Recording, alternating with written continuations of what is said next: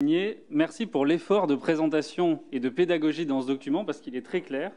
J'invite nos concitoyens à le lire, à le consulter parce qu'il est intéressant, instructif et c'est un véritable effort, je crois, qui a été fait pour le rendre plus accessible. Donc effectivement, merci pour ce bilan de développement durable. Alors, effectivement, au-delà du bilan qui est présenté, qui parle de l'année 2019, il y a aussi glissé dans ce document quelques perspectives qui sont intéressantes, qui dressent, enfin qui vont en cohérence avec le projet de mandature et qui projettent la façon dont vous souhaitez modifier ou accentuer les politiques publiques sur différents sujets. Alors, je voulais parler notamment des mobilités et de la qualité de l'air qui vont ensemble dans notre ville, enfin en partie en tout cas.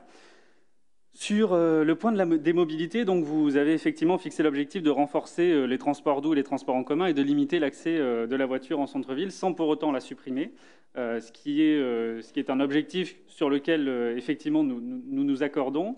Mais celui-ci a de fait un impact, puisque la présence de véhicules à moteur a un impact sur la qualité de l'air, et donc dégrade la qualité de l'air dans notre ville, qui est responsable d'un certain nombre de morts chaque année, comme partout en France, en Europe et dans le monde. Ma question, c'est effectivement par rapport au sujet que j'évoquais tout à l'heure des innovations environnementales. Nous avions prévu, et c'était aussi dans nos objectifs, de pouvoir faire appel aux innovations techniques pour nous aider à lutter contre cette mauvaise qualité de l'air.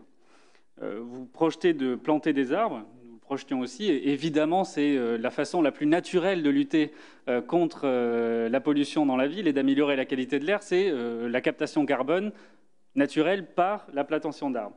On s'accordera cependant sur le fait qu'on ne peut pas couvrir complètement la ville d'arbres et que ces mêmes arbres mettront un peu de temps à pousser et donc à capter le carbone qui est émis dans notre ville. Il y avait des innovations et des projets qui étaient en cours, notamment sur l'implantation de puits carbone sur les zones qui n'étaient pas végétalisables dans la ville. Ces puits carbone ont une efficacité 400 fois supérieure à un arbre. Et évidemment, si on ne doit pas les privilégier à la plantation d'arbres, ils peuvent être complémentaires pour atteindre ces objectifs de captation carbone. Ma question est donc de savoir si, durant cette mandature, vous allez faire appel à ces innovations techniques qui répondent tout de même à des objectifs de transition, qui permettent, pour le cas présent, d'améliorer la qualité de l'air, et qui en plus répondent à d'autres de vos objectifs. Par exemple, pour les puits carbone, je vais rester sur cet exemple-là, c'est de la production d'algues qui peut être ensuite utilisée dans des méthaniseurs, qui produisent ensuite du gaz vert, qui permettent de répondre aux besoins des habitants en gaz vert et donc de participer à la transition énergétique de notre ville. Donc finalement, c'est un complément, c'est de l'économie circulaire au sens propre, ce que vous soutenez et que nous soutenons également.